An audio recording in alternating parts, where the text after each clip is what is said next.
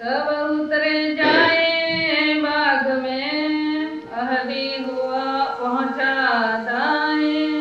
सो तो गया रामनगर, पहुँच अपने पहुँचाए। पाँच अपने पहुँचाए। तीन ने रोके बाग में, तब आई पहुँचे देवकरण। तीन से बातें होने लगी, लड़े चार पहर मोमिन। लड़े चार पहर मोमिन। फरमाइए सुन। आप श्री राजी महाराज वह धाम के धनी पार ब्रह्म सच्चिदानंद स्वरूप आप स्वामी श्री प्राणनाथ जी महाराज रामनगर से जब गढ़ा स्थान का नाम है जिसको आज जबलपुर कहते हैं, तो वहां जब अभी पहुंचे थे तो वो शेख इधर के बाद कल बताया था अहदी गुलाम मोहम्मद, अब वह उसको पता चला तो वह अपने 5 आदमियों को भेजता है कि जाओ उन वैरागियों को रोक लो। उन्होंने आके जहाँ सुंदर साथ का रात्रि को पड़ाव पड़ा था, ठहरे हुए थे, वहीं आके घिरे और मोमिन भी सुंदर साथ कोई ऐसे तो थे नहीं। 4 पहर तक लड़ाई हुई और उन्होंने 5 को पकड़ करके स्वामी जी के हवाले किया। तब स्वामी जी ने उनको बैठ के चर्चा सुनाई और सनंद ग्रंथ से अपनी पहचान कराई। पांव लगे कि जी हमसे भूल हो गई, हमें नहीं पता था। तब वो जाते हैं उधर रामनगर की तरफ। अब इधर क्या होता है, स्वामी जी की अंतिम इच्छा थी कि किसी तरह शालीमार के आत्म जागृत हो जाए। तो यहाँ लालदास जी को फिर कहा कि लालदास एक ट्राई फिर करो, जाओ दिल्ली, शायद औरंगजेब से मुलाकात हो जाए, उसको पहचान हो जाए, फिर भले आवे या ना आवे। तब लालदास जी ने कुरान को खोला और स्वामी जी के पास ले गया। ध्यान देना, तो हैरून और फैरून का प्रसंग निकला। अरब कंट्रीज के अंदर एक रिवर है, आज भी है, जिसका नाम नील रिवर है। तो वहां पर फैरून बादशाह का राज था। तो उसने क्या किया, उसका छोटा भाई जिसका नाम हैरून था, उसको मार पीट करके राज छीन लिया। ये मुसलमानों की पुरानी हिस्ट्रियां कहती हैं कि राज लेने के लिए बाप तक को भी कत्ल कर देते थे और उसको जंगलों में भेज दिया, निकाल दिया अपने वतन से। अब वो हैरून बादशाह, ध्यान दो, जंगलों में घूम रहा है। एट दैट टाइम मूसा पैगंबर पर्वत पर बैठ करके कोतूर पर अपनी तपस्या कर रहा था, भक्ति कर रहा था। तो उसको दर्शन हुए। तो उसने कहा तू ऐसे कर, अब ध्यान से समझना जरा, फैरून बादशाह को वर्क करना है, मारना है, ये बहुत जुल्म कर रहा है, अत्याचार कर रहा है। तो वो कहते हैं मेरे अल्लाह ताला, मूसा पैगंबर, वो बादशाह, मैं एक फकीर, तो कैसे काम चलेगा। तो बहुत उसने ट्राई की। अपने जो अनुयायी थे, शिष्य थे, जो खुदा पर, परमात्मा पर यकीन लाते थे, वो जाते थे लड़ने के लिए। उनके पास कुछ हथियार तो नहीं, वो राजा और वो फकीर के आदमी क्या करे। तब उसने फिर दुआ की कि हे मेरे अल्लाह ताला, वो एक बादशाह है, मैं एक फकीर हूं, तो किस तरह से लड़ाई हो सकती है। उसने मुझे कोई, ध्यान दो, ऐसा राजा दो जिसको तुम्हारे पर विश्वास हो। तो उन्होंने कहा देख, फैरून का भाई हैरून जंगलों में घूम रहा, उसको जाके मिल। तो एक तो उसके साथ कुछ साथी हैं, कुछ तेरे जो है मानने वाले हो जाएंगे। तो कहने लगे फिर भी हम कम पड़ेंगे। तो मूसा की छड़ी आज भी प्रसिद्ध है। तो खुदा ने उसको एक छड़ी बख्शी और एक रुमाल बख्शिश में किया कि इस छड़ी को तू जो कुछ कहेगा, करामात की सोटी कहते हैं उसको, छड़ी, तू जो कुछ कहेगा वो ये करती रहेगी। तो रुमाल तू जिसके सिर पे डाल देगा उसको कोई मारेगा नहीं। तब हैरून बादशाह को वो मिला, मिल करके कहा तू चल मैं तेरे साथ चलता हूं। तो दरिया नील के ऊपर छड़ी को कहा पुल बन जा। समझ लग रही है ना? तो पुल बन गया। कहने लगे लड़ना ना उससे, जाके उसको बिगल बजा के चैलेंज कर दे, कौन? हैरून। कहो फैरून निकल बाहर, अब मैं तेरे से लड़ने के लिए तैयार हूं। तो अहंकार वाला होगा, उसको बहुत गुस्सा आ जाएगा। सेना लेकर के जब वो अटैक करने के लिए आवे तो हैरून को कह देना थोड़ा थोड़ा पीछे हो जाए। तो जिस वक्त फैरून अपनी सेनाओं के साथ बिल्कुल पुल के सेंटर में आ जाए तो तू नीचे से छड़ी खींच लेना। और ऐसा ही हुआ। जब ऐसा हुआ तो सारा फैरून अपनी सेना के साथ दरिया में डूब के मर गया। अब इसको घटाओ इधर। मूसा पैगंबर कौन है? स्वामी जी। हैरून कौन है? छत्रसाल जी। और फैरून कौन है? औरंगजेब। तब छत्रसाल लालदासी कहते हैं स्वामी जी बिल्कुल वही सारी चीज हो रही है।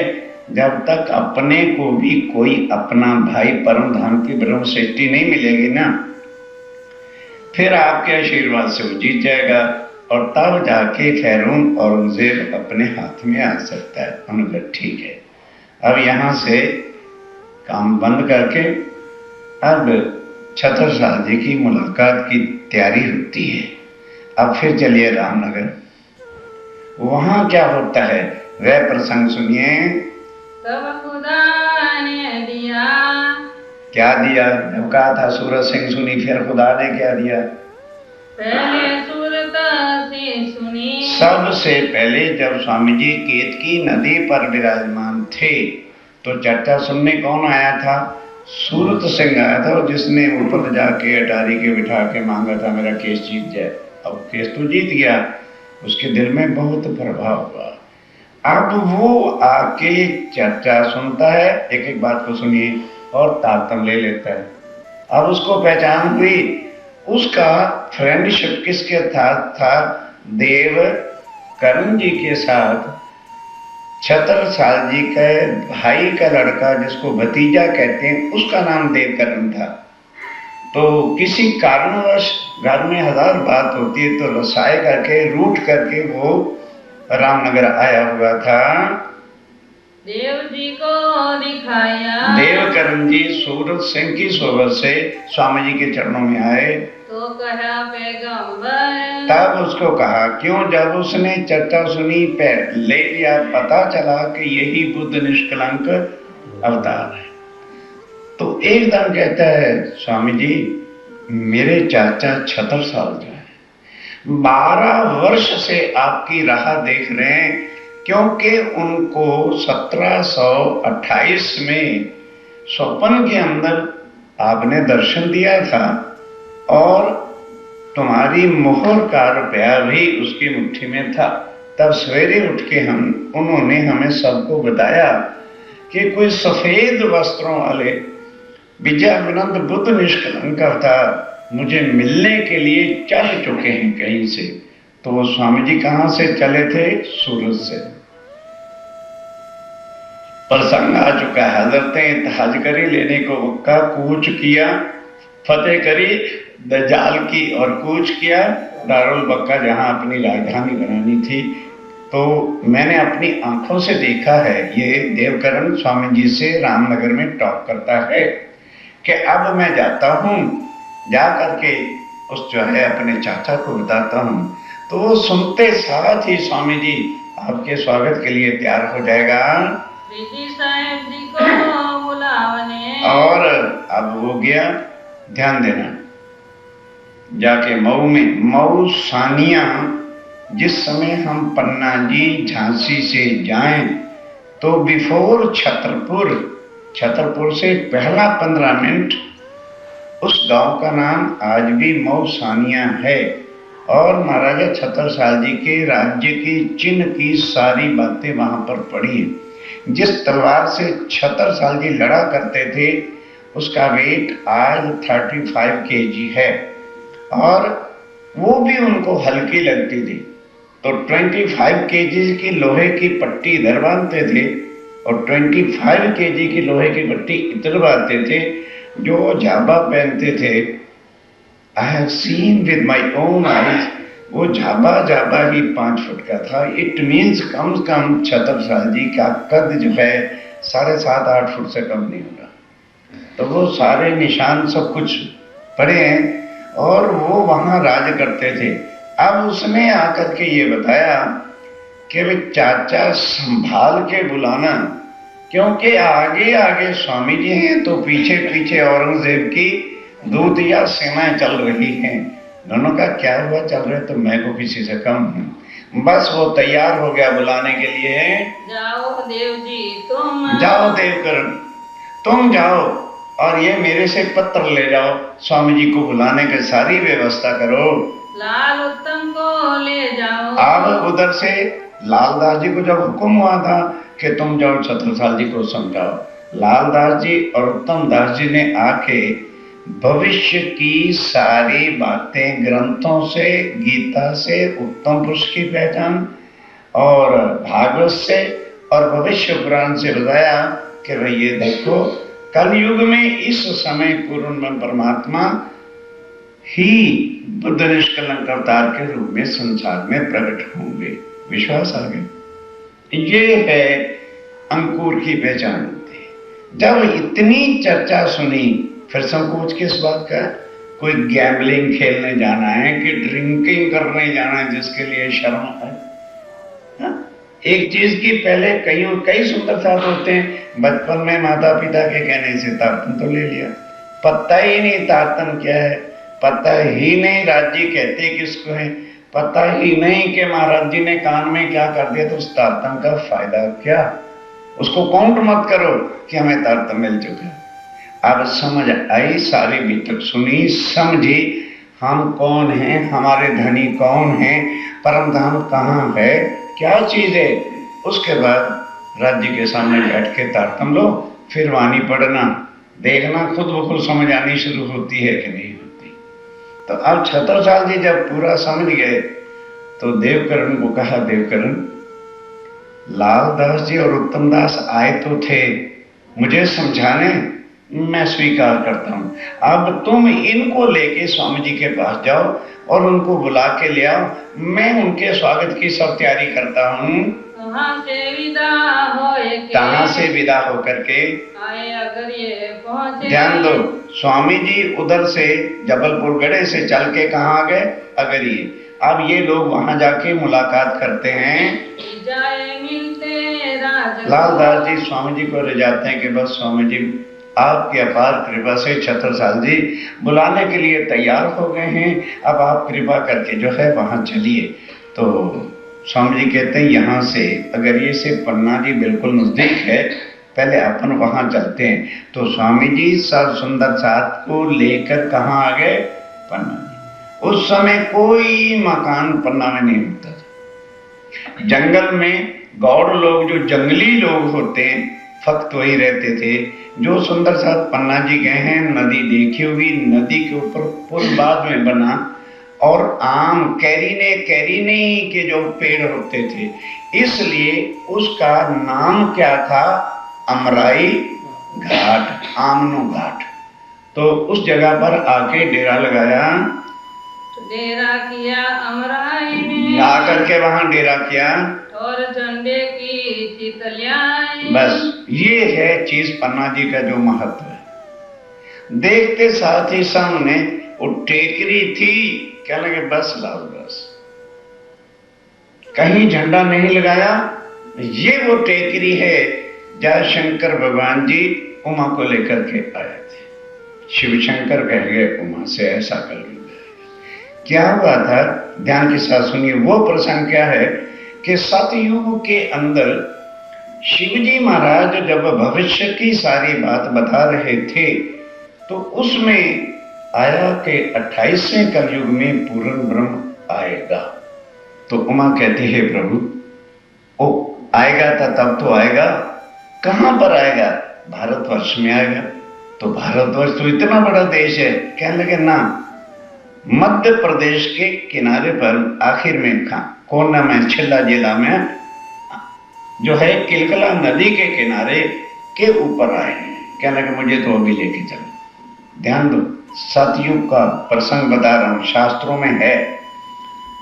शंकर भगवान जी लेके आ गए। जहां आज वो झंडा महारानी जी के मंदिर जाते हैं ना, तो रास्ते में है, वहां पर शंकर भगवान ने अपना सुखपाल या जो भी जिसमें विमान में चलते हैं उतारा।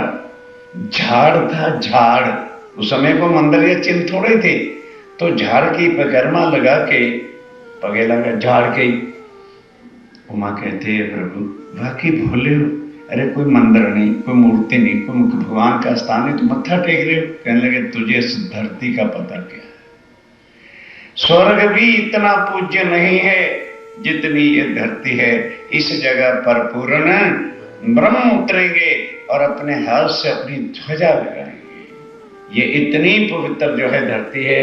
कहा है मैं तुम्हें बताया, पद्मावती केन शब्द मध्य पृष्ठे विराजिता इंद्रावती नाम सह देवी भविष्यंति करो युगे। इतना यह पवित्र स्थान होगा, सारे देश का वो भ्रमण करेंगे, झंडा कहीं नहीं लगाएंगे। देवचंद जी ने नौतनपुरी में कोई झंडा नहीं लगाया।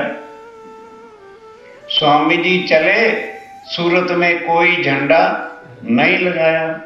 स्वामी जी अरब भी गए, सब जगह गए, दिल्ली भी गए, उदयपुर गए, मंदसौर गए, औरंगाबाद गए, कहीं भी झंडा। जैसे ही पन्ना जी पहुंचे तो ठौर झंडे की चित लिया कि बस यही हमारा झंडा लगेगा और यही सब आत्माओं को जगा जगा के इकट्ठा करेंगे। इनमें सिरदार अक्षरातीत। आप ध्यान के साथ के प्राणनाथ कौन है? हमारे बड़े बड़े महानुभाव कहते हैं प्राणनाथ के गुरु जी देवचंद जी, जिनको आज दिन तक शहूर नहीं आया कि प्राणनाथ कहते किसको। और फिर क्या लिखते हैं, देवचंद्र और प्राणनाथ कृष्ण के फॉलोअर थे, उन्हीं की पूजा करते थे। कुछ लिखें, वाणी किसी की लिखी हुई नहीं, ये खुद प्राणनाथ जी की अपनी वाणी। कहते हैं कि जितने भी लोग थे सुंदर साथ थे, उनमें सरदार कौन था?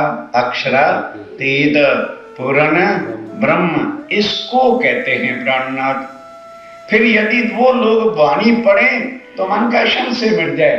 एक प्रकरण आता है जिसमें स्वामी जी स्वयं कहते हैं कीर्तन में, रेहू नाही, रेहू नाही।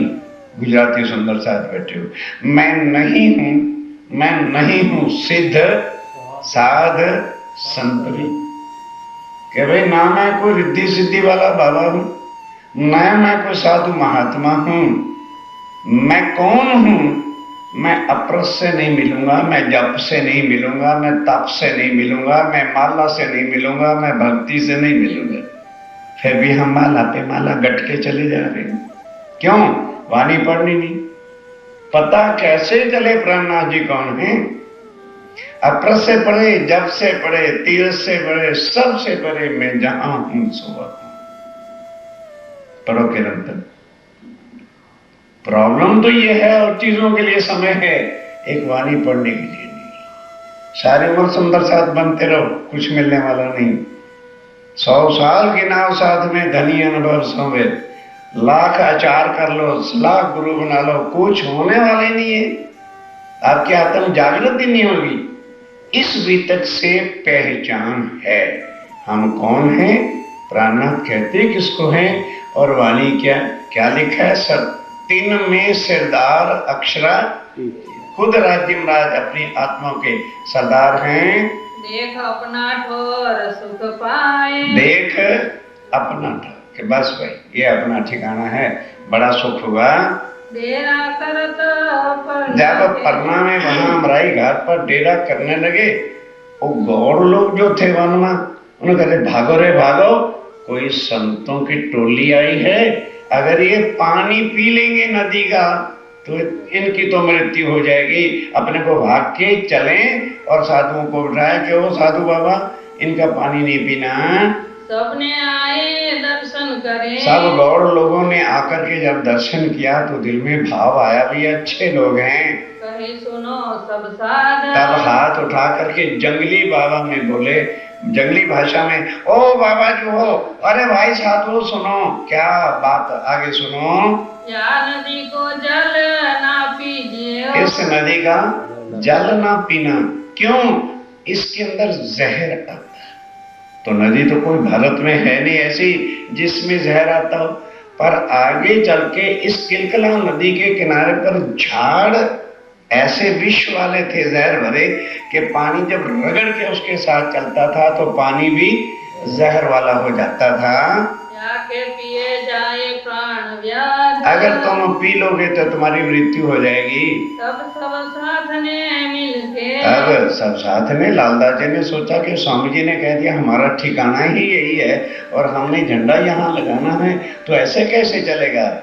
तो लोटा लिया, लोटा लेके स्वामी जी के जमना पगना अंगूठा धो करके और सुंदर साथ को कहा तैयार हो जाओ, बस जल का छीटा दिया, बोलो श्री प्राणनाथ। फिर ये नहीं थे सुंदर साथ, अच्छा पहले ये घुसे देखते हैं मरता के नहीं। साहब ने एक बार लगाया देकर और एक अच्छे कूद गए नदी के अंदर, इतना यकीन था ये क्या है, श्री जी के चरणों ने 14 लोक के विष को उतारना है, तो ये नदी क्या है। भेजी खबर महाराज को, बस उस दिन से उसका विष हटा और फिर बाद में झाड़ वाड़ भी उखड़वा दिए। अब यहाँ से छतरसाल जी को लिख करके स्वामी जी ने भेजा कि भाई छतरसाल तुमने हमको बुलाया है, हम यहाँ पन्ना जी पहुँच गए हैं, तुम हमें मिलने के लिए यहीं आ जाओ।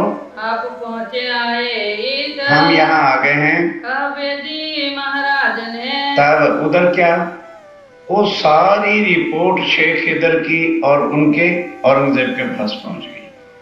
तो औरंगजेब को जब पता चला भाई ये तो काम गड़बड़ है, तो आज भी इंडिया की हिस्ट्री पढ़ के देखो, 80,000 की सेना लेकर अफगान खान रामनगर के उसी रास्ते से छतरसाल जी की राजधानी को आके चारों तरफ से घेर लेता है।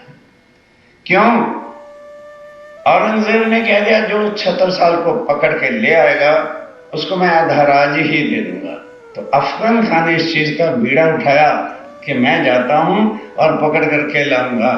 अब आज भी यदि वहां जाओ तो एक बहुत ऊंचा स्तूप है, उसके अंदर शीशे लगे हुए हैं। आजकल तो भाई रडार हैं, बडार हैं, 36 चीजें, उस समय उस शीशे से ही पता चल जाता था कि कितनी दूर कौन और कितनी सेना आ रही है। तो उसके उन सेनापतियों ने बताया महाराज छतरसाल जी लगभग चारों तरफ से संख्या ले तो 80,000 की सेना आ रही है। अब स्वामी जी को छतरसाल जी चिट्ठी लिखते हैं, हे मेरे प्राणनाथ, मैं अवश्य पन्ना आ जाता, पर इस समय मेरी राजधानी को अफगान खान ने बहुत बड़ी सेना लेकर के घेर लिया है। कृपा करो इस युद्ध से पहले आप यहीं पधारो, कम से कम मैं आपके दर्शन तो कर लूं। बस ये पत्र पन्ना पहुंचा, स्वामी जी तैयार हो गए। तो वहां पर माताएं बहनें और जो वृद्ध बच्चे सुंदर साथ थे उनको वहीं छोड़ दिया अमराई घाट में, उनकी व्यवस्था कर दी सब भोजन वगैरह की। छड़े 50-60 सुंदर साथ को लेके स्वामी जी वहां से फिर पग यात्रा करते हैं। 85 किलोमीटर है, चल के फिर वहां पर पहुंच गए। तो कारज सब सिद्ध हो। छत्रसाल जी कहते हैं यदि तभी मेरी मनोकामना पूर्ण होगी हम पावे सुख नीत। और अखंड सुख जो परम धाम का है, तभी मैं आपके चरणों में बैठ के चर्चा सुन के ले सकूंगा। तब चले आप पन्ने से। तब आप पन्ना जी से चले, मऊ पहुँचे जाए। मऊसानिया आके पहुंच गए। श्री बाई जी सात स्वरूप दे। जितने श्री बाईराज और साथ स्वरूप देव कहते हैं बहनों माताओं को, उनको वहीं छोड़ दिया। छोड़ चले सभाएं। छोड़ दिया कि अभी हम छत्रसाल जी से मुलाकात करके जल्दी वापस आ जाएंगे। मऊ में तिदुनी दरवाजे। अब ध्यान देना, जैसे गेट होते हैं ना दिल्ली में, जो सुंदर सा जानते हैं अजमेरी गेट, ये गेट, वो गेट, इसी तरह मऊ के एक बड़े गेट का नाम क्या था? तिदुन्नी दरवाजा। वहां सामने कुइया भी थी, आज भी है। वहां जाके उसके किनारे के ऊपर जो है अपने कपड़े बिछा लिए और बैठ गए। डेरा किया वहां जाके अपना डेरा लगाया। राजा वेश बदल के। अब महाराज छत्रसाल जी तो पहले ही इंतजार में थे, देखा कि साधुओं की मंडली आ गई है। राजा बड़े चुस्त होते थे, क्या लगे वे नहीं, ऐसे एकदम नहीं जाना चाहिए, हो सकता है कोई औरंगजेब के दूत ना हो और मुझे पकड़ ना लें। तो अपना भेष बदल करके, राजा के रूप में नहीं, भेष बदल करके वहां जाता है। दर्शन कियो ताहि। आके दर्शन किया, पहचान लिया कि लगते तो वही हैं। फिर दूजी मेर वेश बदल के। फिर घर चले गए। फिर जाके क्या किया, जैसे ये बल्दिया लोग होते हैं ना, गाय भैंसों को बैल को छुड़वाने ले जंगल में ले जाने वाले, हाँ, तो उस वैसा ही रूप धारण किया और आगे आगे 10-12 गैया ले लें तो उनको हाँकते हाँकते चलाते चलाते, और जहाँ भाई जो कुछ कहता है पहले उसको जवाब दो। उसके बाद फिर क्या, जब छत्रसाल जी ने कहा बाबा जो एक गंवार विलेजेस के जो है उस रूप से कि ये मेरी और खान ना करे। अब ये प्रसंग बड़ा आनंद में सुनने वाला। तब स्वामी जी ने कहा ओ बाबा जो राम राम, आओ आगे आके बैठो। बाबा बैठो इता। आकर के आगे बैठो। आए बैठे बिछोने पर। ध्यान से। तब जैसे अननोन पर्सन होता है ना, आके बिल्कुल छिले किनारे के ऊपर जो आके बैठ गए। बहुत किनारे दूर। बहुत किनारे दूर भाई, उस वक्त माइक पाइक तो होते नहीं थे। तब स्वामी जी ने क्या कहा, कहीं बाबा और आगे आओ। अभी बाबा ही कह के पुकार रहे हैं, कहे बाबा वहां से उठो और आगे आके मेरे सामने बैठो। बैठो इत हजूर। मेरे सामने आकर के बैठो। कहाँ से उठ आगे गए। फिर भी ध्यान के साथ, जैसे हमें कई सुंदर सा ज्यादा हो जाते हैं ना, तो अपन कहते हैं थोड़ा थोड़ा आगे खसको, ध्यान देना जरा। वहीं से हाथ दिखा दिया और वहीं उठ के बैठ गए कि आगे हो गए। तो छत्रसाल जी भी इसी तरह से थोड़ा सा खसक के वहीं का वहीं बैठ गए। तो भी बुलाए आगे। कहने लगे भाई बाबा खड़े हो जाओ और यहाँ आके आगे बैठो मेरे पास। कहीं अब तो परे तुम फंद में। स्वामी जी क्या कहते और छत्रसाल जी क्या जवाब देते, कहने लगे कहाँ जाओगे छत्रसाल, तू जो डर डर के आगे आ रहा है, अब तो पड़े तुम फंद में, अब यहाँ से उठ के नहीं जा सकते। अब कहाँ जाओ भागे। कहाँ भाग करके जाओगे। तब कहीं महाराज ने। महाराज छत्रसाल कहता है चलो बाबा चलो, तुम्हारे जैसे रोज 56 आते हैं, छत्रसाल के ऊपर फंदा डालने वाला 14 तबक में अभी पैदा नहीं हुआ। तरदेवा भी आ जाए मैं उनके फंदे में नहीं आ सकता। हाँ, एक कोई बुद्ध जी हैं, उनका मैं चाकर होके 12 वर्ष से जी रहा हूं। तो यदि वो तेरे सामने आ जाएं तो तू पहचान कर लेगा। स्वामी जी पूछते हैं, कहने लगे हाँ, ये देखिए उनकी छाप का रुपया, मोहर का रुपया मेरे पास है, ये उन्होंने स्वयं मुझे 12 वर्ष पहले दिया था। कहने लगे अच्छा आजा आगे आजा। तब अपना जमुना पग उठाया, नीचे कपड़ा बिछा था, कहने लगे अपने हाथ से कपड़ा उठा, देख ऐसी मोहर वाले क्या और भी रुपए हैं क्या।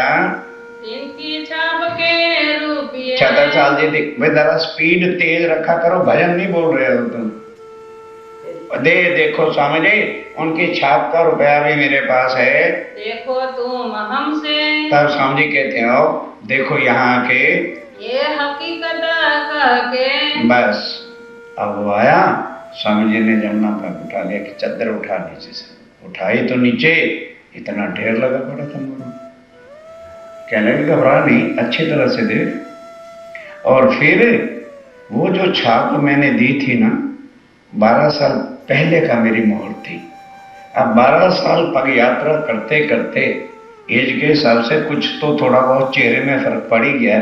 खूब माइन्यूटली जब देख लिया ये वही है, शर्म के मारे पीछे भागे क्या गए, मैं किस रूप से आया हूं। अब गया घर, घर जाके महलों में राजपूतों की रानियां कभी कपड़ा उघाड़ करके किसी के सामने चलती नहीं, मुझसे कपड़ा नहीं हटाती। आज भी जो सुंदर सा रतनपुरी जाते हैं वो देखते हैं कि गांव की बहुएं जो हैं कभी खुले मुंह नहीं आई, उनकी रीति है। इस वास्ते जाके रानियों को क्या कह दिया, जाओ जिसने भी दर्शन करना जाके करो। कौन आया है, अक्षरातीत। अब सुनिए, सो सब ही कीजियो, जाओ जाके जो इसमें दर्शन करना कर लो। आया परवरदिगार, आया परवरदिगार, पार ब्रह्म जो हैं वो आए हैं। रानी देव कुंवर थी मऊ में, देवकुरनी सबसे, महाराजा छत्रसाल जी की 3 पत्नियां थी, जो सबसे बड़ी थी उनका नाम देवकुरनी था। उन्होंने कहा राजा साहब रुक जाइए, आप भोले वाले हो सकता है कोई राजदूत हो उनका औरंगजेब का, पहले मैं देख के आती हूँ। तो वो भी भेष बदल के फिर आई, फिर अपनी ग्रुप लेके ग्रुप को आके दर कर गई, कहती बिल्कुल ठीक है अब आप चलो। तब ध्यान देना, छत्रसाल जी अपने अंकल जो परिवार में कुटुंब में सबसे बड़े थे, उनका नाम था बाल दीवान। उसको कहा भी आप बड़े हैं, चलिए चल के पूजन करके लेके आइए। और पर ध्यान देना एक एक बात, बैंड बाजा, राजा हैं, बड़े स्वागत मान शान के साथ आकर के पूजन किया और चंदन पुष्प करके अपने ले जाते हैं महलों में। महाराज को उधर जो है महाराजा छत्रसाल जी का इतना संकट का समय था, अफगान खान जो है 80,000 की सेना लेकर के चारों तरफ से जो है बढ़ता चला आ रहा था। वही अस्वारी तैयार, अब उधर अस्वारी तैयार हो गई, आगे लगे चरण, आके चरणों में प्रणाम किया। श्रीराज रुमाल लेके, अब स्वामी जी ने क्या किया, रुमाल लेकर के सिर पे रख दिया छत्रसाल के, सिर पर धरा महाराज, सिर पे महाराज धरा। अब वो जब घर ले गए, ध्यान देना, जाके अभी सिंहासन पे बिठाया था तो उधर अफगान खान की सेना ने युद्ध का बिगल बजा दिया। जब बिगल बजाया तो जितने भी राजपूत सिपाही, केवल 500 सिपाही छत्रसाल जी के पास होते थे। क्यों, उनकी पेड़ी कहां से लाए, पत्थर ही पत्थर का इलाका सुंदरसाल जी, आज भी जाइए पन्ना जी और उस जगह पर है। थोड़ा बहुत आता था, राज में खाने पीने का चलता था, बस जैसे बिगल बजी सब सिपा सलार फटाफट, राजपूत पीछे नहीं हटते, मर जाते हैं भले, और अपने हथियार लेकर के आ गए। अब छत्रसाल जी अंदर गए, अपना रणयुद्ध के वास्ते लोहे की कैप, लोहे की सब पोशाक जिसको कहती, और अपनी तलवार वो पट्टी बांध के ऐसा भेष लेके स्वामी जी के चरणों में प्रणाम करते। ध्यान दो क्या कहा, बस स्वामी जी यही मेरा पहला और यही मेरा आखिरी प्रणाम होगा, शायद आज मैं जिंदा लौट के ना हूं, क्योंकि अफगान खान की सेना 80,000 है और मेरे केवल 500 सिपाही हैं, तो मैं क्या मुकाबला कर पाऊंगा। स्वामी जी कहते हैं अच्छा जरा तलवार निकालो, किस तलवार से लड़ा करते हो।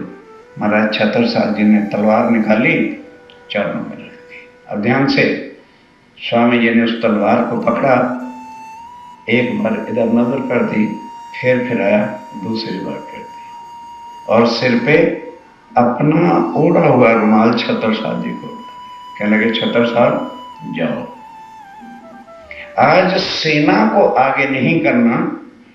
युद्ध में क्या होता है, जो खुद सिपा सलार होते हैं, कैप्टन होते हैं, सेना को आगे करके खुद पीछे रहते हैं। क्या लगे ना, आज तुम आगे चलना, बाएं हाथ में ध्वजा रखना और दाएं हाथ की तलवार से अब इस तलवार से किसी का शीश नहीं काटना, क्योंकि किसकी नजर आ गई है, जो मेहरबान। कहते हैं खून नहीं करना इसके बाद कभी भी। तो कहने लगे स्वामी जी फिर लड़ूंगा कैसे? कहने चिंता क्यों करते हो, सूर्य निकला हुआ है, जाके खड़ा हो जाना। मुसलमान आएंगे तो ये तलवार इधर करोगे तो इसकी चमक, स्टील की होती है ना, इसकी चमक उस पर पड़ेगी, इधर वाले मुसलमान समझेंगे ये बुंदेले खड़े हैं, फिर इधर कर देना, तो इधर वाले मुसलमानों को इधर वाले क्या समझेंगे, ये बुंदेले हैं, देखते रहना, वो आपस में ही कट के शाम तक मर जाएंगे। और ऐसा ही हुआ, हिस्ट्री पड़ी। छत्रसाल जी सेना को लेके गए, क्या लगे देखो भाई तुम्हारे पीछे रहो, लड़ना नहीं है। तो सिपाही क्या कहते हैं, क्या लगे जी हाँ आज लड़ने की जरूरत ही क्या है, पहली बार में ही हम कट मरेंगे, क्योंकि हम तो 500 हैं और वो 80,000 हैं। क्या लगे नहीं, किसी ने भी तलवार म्यान से बाहर नहीं निकाला, आ जाओ। अब छत्रसाल जी जैसे स्वामी जी की आज्ञा हुई थी उसी तरह से करते रहे। हिस्ट्री उठाइए, शाम तक आधे से ज्यादा सेना कट गई। उसके बाद अफगन खान जो हाथी पे चढ़ा हुआ था, किसी ने समझा ये छत्रसाल है, भाला मारा, उसका दाएं बाजू कट गया और वो नीचे गिर गया। जब बड़ा सिपा सलारी की थी तो जो बची सेना थी वो भी भाग गई। अब सब सिपाहियों ने कहा भाई छत्रसाल हमने कुछ किया ही नहीं, आए तो सब कुछ स्वामी जी की कृपा है। तब छत्रसाल जी आए, आके चरणों में लगे और उसके बाद बैठ के अब चर्चा सुनेंगे तारतम्य क्या है। किसी जगह तो अभी तक सामने बता देते कि स्वामी जी ने किसी को कंठी बांधी। अब स्वामी जी इसको बैठ के क्षर, अक्षर, अक्षरातीत और परम धाम की जब सारी बातें समझाई कि भाई ये तारतम्य मंत्र नहीं है, ये तो जो भूला हुआ संबंध अपने राज्य महाराज के साथ है वो समझ के पार बांधना होता है। और जब ये सब हो जाता है फिर क्या होता है सुनिए। जब उससे फतेह करके जब वापस महलों में आए श्री महाराज, महाराजा छत्रसाल जी वापस आए, सब लोगों ने कहा, तब सब जो सेनापति थे उन्होंने क्या कहा, बिन से राज न होए तो राज्य महाराज की कृपा के बिना भाई कुछ नहीं हो सकता था। फिर श्री महाराज ने देखिया, फिर महाराजा छत्रसाल जी ने असुख शांति हो गई।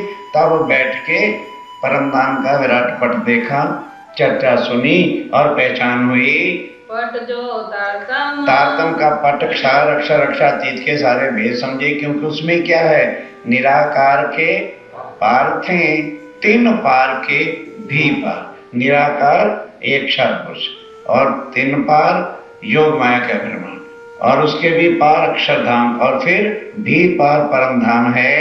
अब व्यवहार छूटता मुझसे। तब छत्रसाल कहते हैं कि स्वामी जी ये रखिए राज की चाबियां, ये लो तलवार, अब मैं फक्त सुंदर साथ की सेवा करूंगा, मुझे राजा नहीं अब बनना, मैं परमधाम से राजा बनने नहीं आया। ठीक है, आपने मुझे ऐसा तन दे दिया था, जितने दिन राज हो गया, अब फकत मैं सुंदर साथ की सेवा करूंगा। सेवा जैसा कोई सुख इस दुनिया में नहीं है। जाग खड़ी आत्म, ये है आत्म का जागना। आत्म जागने का मतलब कोई परम धाम तो नहीं चली गई, पहचान हो गई कि ब्रह्म सत्य जगत मिथ्या, और मेरे धनी मुझको मेरे घर बुलाने के लिए आए हैं। मजली सेती महू सेती प्रणामिने। अब महू सेती को मजली सेती पढ़ते हैं और 2-3 बार वाणी पर बैठती। महू से चल के अब स्वामी जी जब तारतम दे दिया तो फिर पन्ना जी आ गए। श्री जी साहेब, स्वामी जी ने क्या कह दिया, छत्रसाल राज मिट्टी में तो मिलाना नहीं, अपने सेनापतियों को या जो तुम्हारे वजीर हैं इनको सौंप के सारी व्यवस्था करके पीछे आ जाना, हम पन्ना जी चलते हैं। तो स्वामी जी जहाँ सुंदर साथ को छोड़ गए थे अमराई घाट, वहां पर आए पहुंचे। मजली ने पहचानिया। अब ध्यान दो, वहां तो देवकुरनी थी, तो दो रानियां महाराजा छत्रसाल जी की चौपड़े की हवेली में रहती थी। छत्रसाल जी ने उनको सब समझा के पत्र लिख दिया। अब मझली रानी अपने चौपड़े की हवेली से स्वामी जी के चरणों में आकर के चर्चा सुनती है, पहचान लेती है, तारतम ले लिया। सेवा करी तब वो सेवा करने लगी, क्योंकि सेवा कब होती है?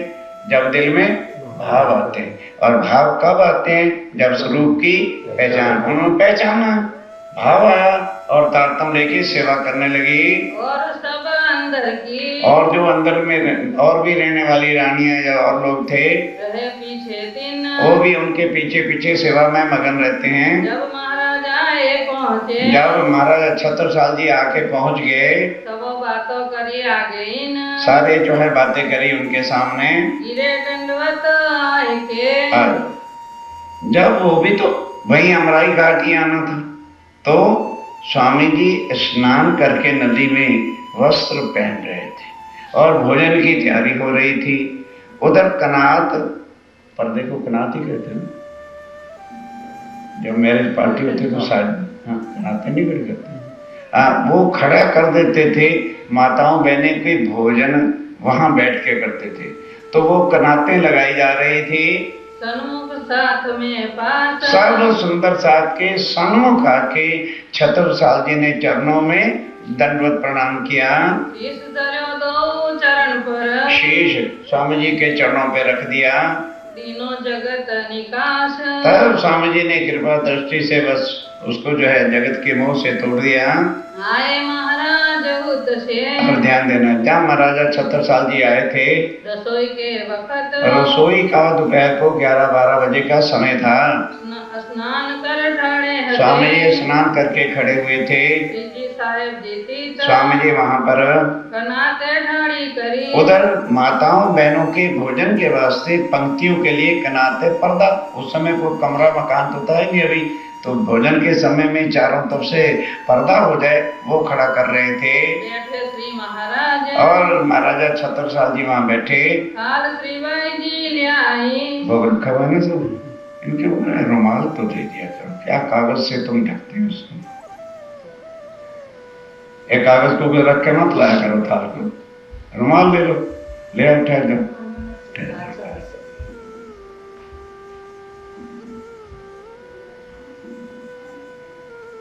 अब जब ये बंदी होगा तो धोखा करो, खोला तो रखो कम से कम। माता जी वो है ना वो बल, ये देखो ये अच्छा नहीं लगता ना, ये क्या कपड़ा, कोई बात नहीं, आ जाते हैं। चलो हो गया, सुधार लेना तो बात थोड़ा होता है। चलो ये उतार दो और उसे वो फिर भी ठीक है, चलो चलेगा, लेकिन ये क्या कागज रखा, ध्यान के साथ।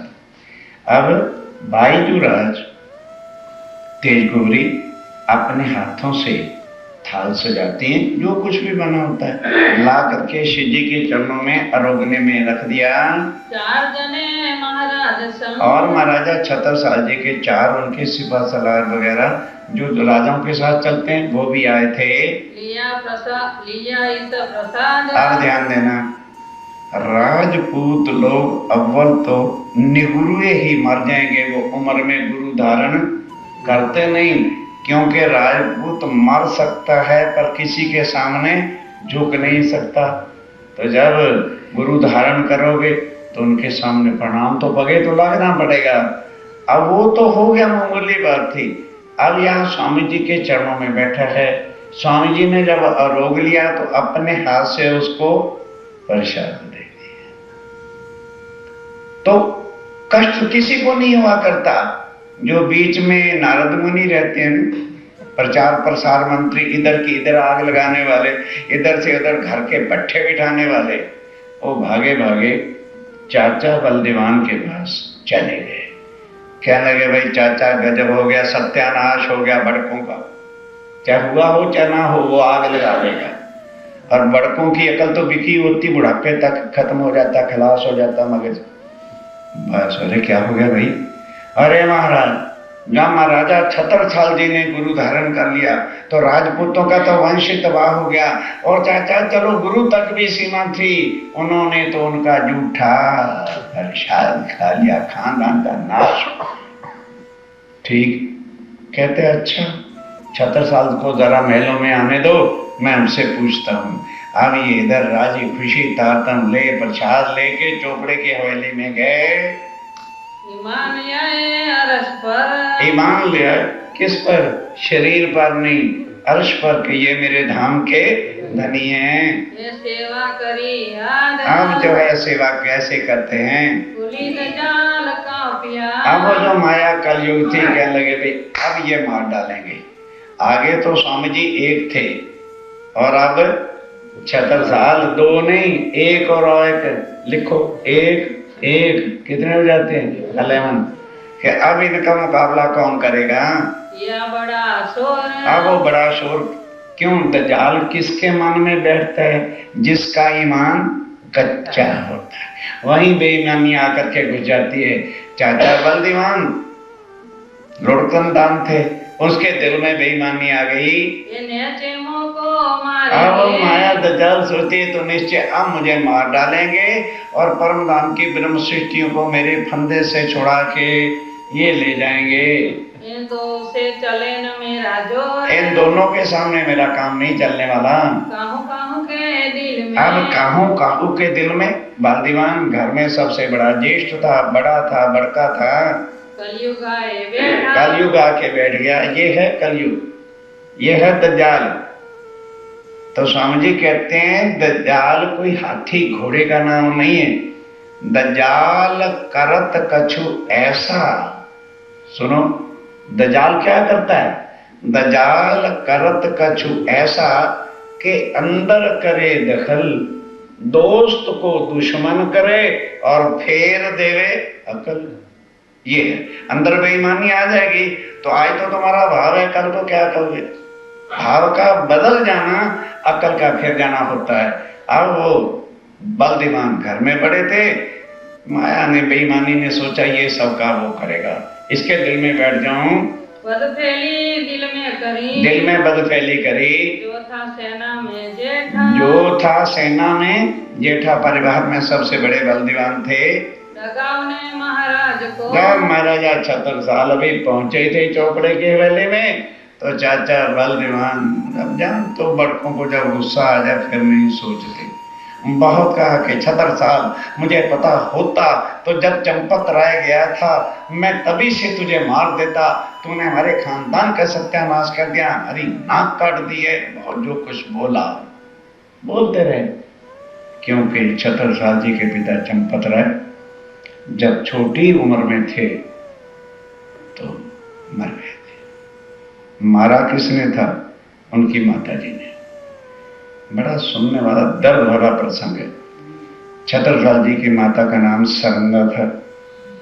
एक बार उनके पिता चंपत राय थोड़ी सी सेना के साथ युद्ध लड़ रहे थे मुगलों की सेना के साथ, तो छत्रसाल जी को सरंगा ने पीठ पर बांधा और वो भी तलवार लेके खड़ी रहती थी अपने पति के साथ। तो जब देखा चंपत राय ने कि आज मेरा बचना बहुत कठिन है, तो सरंगा से कहने लगे अपनी पत्नी से, सरंगा तू पतिव्रता है ना, मेरा आखिरी काम कर दे कि ये मेरा देह इन दुष्टों की तलवार से न कटे। मैं नहीं चाहता कि मेरा तन जो है इन कमबख्तों के हाथ आए या इनकी तलवार से मेरा सिर कटे। तू पतिव्रता है, मेरी लाज रख ले मेरी तलवार मेरी गर्दन काट दे। ये थे राजपूतानियां। और क्या करना? छत्रसाल जी को पीठे बांधा, छोटी सी नदी है, कूद के पार चला जाना और बलदीवान अपने आप पार लेगा। कितना दिल होगा सरंगा का, तलवार लेके अपने पति का सिर काट दिया। उसके बाद बस वो दिल में जोश तो था, दुख भरा, नदी को कूदा और चली गई। अब वो छोटा से छत्रसाल जी को बलदीवान ने ही पाल के बड़ा किया था। अब वो सारे कुछ कहता है कि हे छत्रसाल, अगर मुझे पता होता तुमने वंश की नाक काट देनी है तो फिर मैं तुझे पालता भी ना। अरे ठीक है, तूने गुरु बनाया था तो भी ठीक था, तूने जूठा क्यों खाया? अब वो प्रसाद का अर्थ ही नहीं जानते थे तो वो क्या बताए, ना भय राज तरफ लगी ध्यान देना। महाराज 76 साल जी का ईमान और विश्वास गिराने के लिए उसने बड़ा कुछ जो है उद्यम घर में मचाया। जब शांति हुई कहने लगे, चाचा तेरे राजदार खानदान की चिंता हो रही है ना, ये रखा है तेरा राजपाट की चाबी, ये रखा है तेरा मुकुट, भाड़ में गया तू और साथ गया तेरा खानदान। मैं आज के बाद तेरे खानदान का आदमी नहीं, तू खानदान पाल, मैं अपने धनी की सेवा में रहूंगा, मुझे तेरा खानदान चाहिए ही नहीं। जब 76 साल जी ने ये कहा, अच्छा बाबा अच्छा, हम तो कहते थोड़ा ही हैं, जरा डांट आगे से पड़ गए ना फिर अच्छा जी अच्छा भी बड़ी जल्दी करते हैं। तब कहने बाबा जुल्म क्या कर दिया मैंने, किसी के पगे लगना क्या पाप है? और तुम्हें क्या पता वो कौन है? मैं घर लेके आऊंगा फिर मैं तुम्हें समझाऊंगा वो कौन है। और शांत हो गए, हमेशा रहे खुशहाल। और राज्य की तरफ से कभी उदासी आती ही नहीं थी 76 साल जी को। जब एक बार पहचान लिया कि ये कौन है, फिर माया हमको गिरा दे। ये बात क्या हुई फिर ईमान की? हिम्मत पर्वत सिंह और हिम्मत और पर्वत सिंह और शाहरुख ये स्वामी जी के साथ बड़े सिपा सलार थे जो आए थे। उन्होंने भी जब 76 साल जी को देखा तो उन्होंने भी तारतम ले लिया। और नारायण दास और सकत सिंह अनूप सिंह और ईमान लिया और जो भी ईमान लाए ये दुर्गवान थे। जगत सिंह सुन गौड़िया और जगत सिंह ने भी जब सुना महाराजा 76 साल जी ने गुरु धारण किए हैं, वो भी आके चर्चा सुन के तारतम लेता है। संवत 1740 अब आ गया संवत 1740। ये मिलाप होता है। अब क्या होता है? पधारे पन्ना में पधारे सेवा श्री महाराज करी। अब महाराजा 76 साल कैसी सेवा करते हैं और सेवा कहते किसको हैं वो अब सुनो। जो कहूँ इन जुबा से, जो अब स्वयं स्वामी जी कहते हैं, काहूँ करी न करसी। स्वामी जी कहते हैं कि जैसी सेवा 76 साल जी ने की, जब से ये सृष्टि बनी है ना किसी ने की है और ना ही कोई उनके समान कर सकेगा। ये जब को उपजो इंद्र, जब से ये ब्रह्मांड बना है, सबकी सेवा शास्त्रों में, सबकी सेवा शास्त्रों में लिखी है। शिव जी महाराज ने अपने गुरु समर्थ रामदास जी की सेवा की। एकलव्य एक द्रोणाचार्य का शिष्य था, उसने अंगूठा अर्पण करके की। राम भगवान ने वशिष्ठ के सामने हीरे जवाहरात के थाल रखे। कहते हैं सबकी सेवा गुरु की जिसने भी की, हाँ उनका सब शास्त्रों में लिखा है। और 76 साल जी की भी सेवा तुलना कर लेना। जैसे जिन पगले भरे, और जिसने जैसे जैसे ईमान लिया वैसे वैसे तो उसने सेवा की है, ऐसा ही लिखा तीन, वैसा ही शास्त्रों में लिखा है। इन हिसाब कर देखियो, इसका हिसाब तुम खुद कर लेना। खास गिरो मोमिन, जो खास परम धाम की आत्म है वो क्या पहचान के सेवा करता है। और दुनिया वाले तो गुरु शिष्य के हिसाब से सेवा करते हैं। चौपड़े की हवेली में। अब महाराजा 76 साल जी का परिवार कहाँ रहता था? चौपड़े की हवेली में छुप के रहता था। क्यों भाई? थोड़ी सी सेना होती थी और मुगल हरकत फिरते रहते थे पकड़ने के वास्ते। इस वास्ते चौपड़े की हवेली में उनका असल परिवार और घर था। कहाँ पधराए श्री अब अपने राम, घर तो ले ही जाना था तो कैसे पधराया? न्योता नहीं दिया कि स्वामी जी चलो मेरे साथ घोड़े पे चढ़ के, ना सुखपाल बनाया, जिसको हम डोली कहते हैं। और ब्याही लड़की को डोली में बिठा के विदा करते ना, वैसा सुखपाल सजाया। और नौकर भी थे, वजीर भी थे ना। 2 बांस होते हैं ना तो 4 जने उठाते हैं। एक तरफ महाराजा 76 साल जी खुद लगे और बाकी 3 तरफ तीनों ठाकुरायन रानियों को लगाया। चले आप सुखपाल ले, और खुद सुखपाल कंधे पे उठा के मराई घाट ले आए। युगल स्वरूप को बिठाया, स्वामी जी को और महारानी जी को, तेजपुर जी को बिठा के कंधों पर उठा के, कम से कम 3-4 किलोमीटर अवश्य दूरी है, उस पुलिया से और चोपड़े की हवेली तक सुखपाल दरी जाए द्वार में। आप समझने की बात है, सुखपाल जब महाराजा छत्रसाल जी ले गए तो जितने वजीर थे, जनता थी, सब बड़े, सब उनके साथ चल रहे थे। और बाहर पीपल है ना, चोपड़े के बाहर मंदिर दरवाजे पर, वहां जाके सुखपाल को रखा और महाराजा छत्रसाल इतने मगन हो गए कि मेरा जीवन सफल हो गया। वो अपनी खुशी में गर्व थे कि इतने में क्या हो गया, स्वामी जी ने सुखपाल से बाहर निकलना था तो रखा पाओगे नीचे। अब मछली रानी सोचती है अब करूं तो क्या करूं, अगर घर से पावड़ा लेने जाती हूं तो स्वामी जी तो अंदर चले जाएंगे। तो फिर क्या किया, ध्यान दो, आज भी नोट करना, जो आज इधर का तो खैर छोड़ ही दो, इंडिया में जो राजपूत लोग हैं उनकी जो वाइफ्स होती हैं एक कपड़ा से केवल साड़ी नहीं ओढ़ती, साड़ी ओढ़ेगी पूरा मत्थे तक, उसके ऊपर फिर एक चादर बड़ी ओढ़ती है, फिर उसके बाद जो सुहाग वाली उनकी चुनरिया होती है वो ओढ़ती हैं, फिर एक ऊपर लाल दुपट्टा ओढ़ती है। तब उसने कहा क्या चिंता की बात है, चादर को अच्छी तरह से ऐसे लपेट लिया कि नक्शे से तक कोई नजर ही ना आए और अपनी साड़ी को खोल दिया और खोल करके जो है चरणों में पावड़े के लिए बिछा दिया। यो पावड़ो साड़ी को, साड़ी का पावड़ा किया, प्रेम दिल में प्रेम लेके, भाव लेकर कि हाँ मेरे राज्य महाराज पग नीचे रखेंगे। अच्छा, अब अंदर जाती लेने में, इतनी देर में तो स्वामी जी अंदर चले जाते। तब महाराजे कहीं, तब एकदम महाराजा छत्रसाल संभल गए, कहने लगे महारानी इसमें कोई शक नहीं कि भी तेरी भी आत्म के धनी है और मेरी भी आत्म के धनी है, पर संसार में मैं तेरा पति हूं, मेरी लाज के वास्ते तू साड़ी उठा ले और मैं अपनी पाग बिछाऊंगा। क्या कहे बिछा, अब कहते हैं राज इस समय मैं भी मर्द पुरुष क्या रूप होता। अच्छा कोई बात नहीं, अब बाहर से जिन्होंने बनना, देखो बहुत दूर है अंदर सिंहासन, अब पाग कोई 20 गज की तो होती नहीं थी, जितनी पाग थी वो बिछा दी, फिर भी जहां सिंहासन था और उसके बीच में जगह बच गई।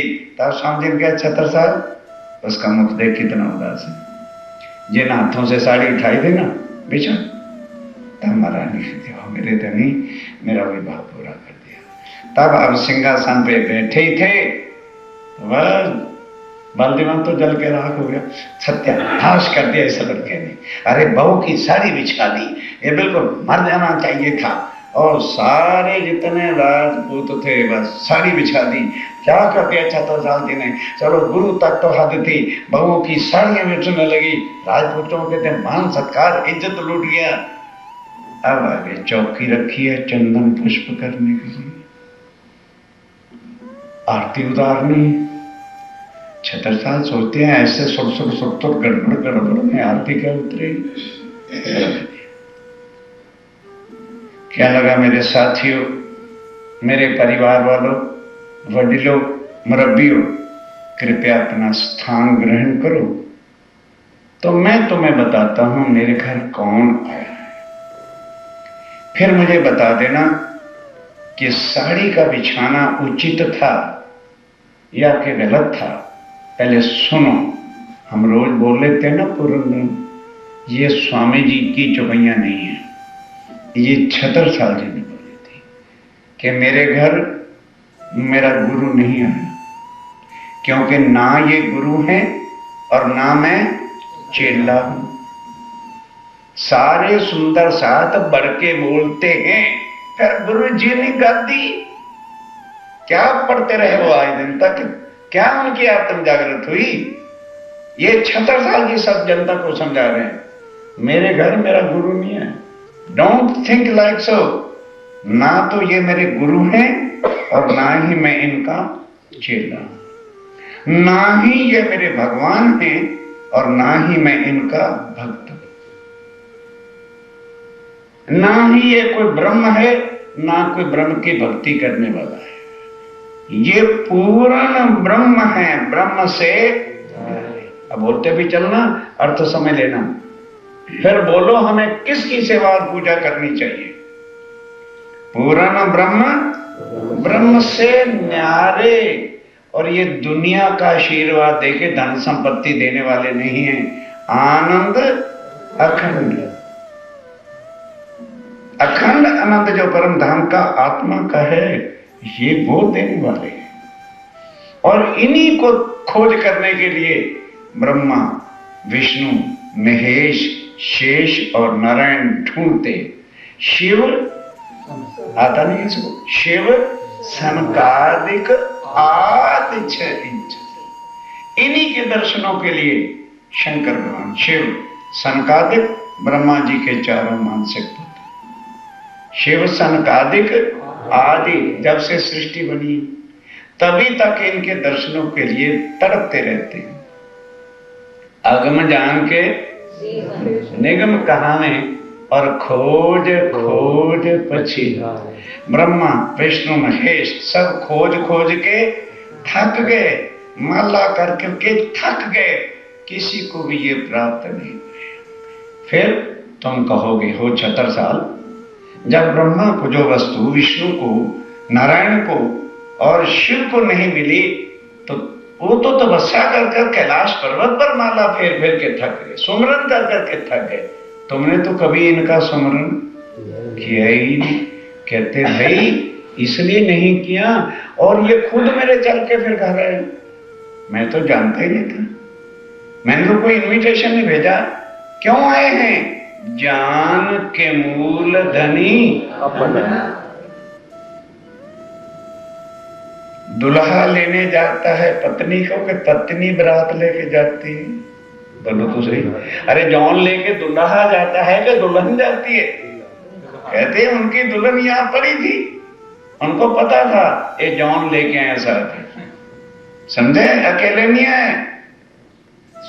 बोलो, सोचो और समझो। जान के मूल धनी, मूल अंगना, परम धाम की मेरी आत्मा की अंगना है, वो मेरे धाम के धनी। जान के मूल धनी अंगना अपनी, सो घर आए। अकेले नहीं आए, जौन में दुल्हा के साथ अनवर भी होता है, ठीक है। श्री ठकुरानी जी सखियां ने सोदावारा लई लई संग बताए। और ये करते क्या है? लोक लाज को तो जड़ से उखाड़ के खूंटी पे धरते हैं, वो हमसे धरी नहीं जाती। इसलिए स्वामी जी के स्वरूप की पहचान होनी। हाँ, बढ़ को मर गए, बढ़ के हमें भी साथ जिंदा देके मरेंगे। इसी में संसार बह गया सुंदरराज जी। त्रैगुण फांस के फंद पड़े थे, सो फंदा। क्या है वो त्रैगुण फांस के? बड़कोनी लोक लाज, मर्यादा, अष्टमी ने व्रत, सोमवार ने व्रत, कोई व्रत नहीं, जप नहीं, तप नहीं, जब धाम के धनी। बोलते हो रोज, ये उसका अर्थ होता है। जब राज्य में रहती वाणी पर जो है तुम्हें विश्वास नहीं और देखा देखी चले जा रहे हो, तो जाओ। दुनिया आद अनाद की चली जात अंधेर, निर्गुण सरगुण होके फंसे यही आवागमन के चक्कर में। ये चीज भाई दुनिया से न्यारी है। डोंट थिंक के गुरु चेले वाला यहां संबंध है। हंस हंस के राज्य के चरणों में बैठ के तारतम दो। जहां सुधी पालव नहीं बांधोगे, राज्य के सुख में किस तरह से प्राप्त करोगे तुम? त्रैगुण फांस के फंद। क्या है त्रैगुण फांस का? हमारा बाप दादा ने तो गादी थी, ये त्रैगुण के फांस। अरे भाई बाप दादा हैं, कई बार समझाया, माता पिता हैं, देखे हैं कि आत्मा का भी कोई माँ बाप होता है, देखे हैं। आदर करना हमारा फर्ज है, सेवा करना हमारा फर्ज है, सेवा करो, कोई कष्ट ना उनको आने दो, ये हमारा कर्तव्य है। Do your duty by body,